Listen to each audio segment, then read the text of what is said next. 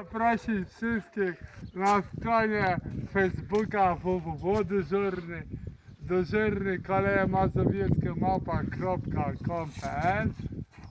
Mam 190 metrów wzrostu, 2 metry, jestem silny kawał byka. Chodzę do zachodniej sztuki walki na kurs samoobrony. Jestem ciężarowcem, podnoszę sztangi o masie do 100 kg. Walę konia, aż mi skryta skóra złazi. Dałem dziewczynie patelnię. Moja dziewczyna zaszła w ciążę, urodziła córkę, mamy romans. Taką, Masz romans? a jak z sąsiadką, z moją Basią. Takiej zerżnąłem dupsko, że miała dupę w świńcach. Wylizałem jej loda, patelnię. Ty wariat jesteś. Lizałem czipkę na kłócącą, ani na stojącą. Ja to walę konia.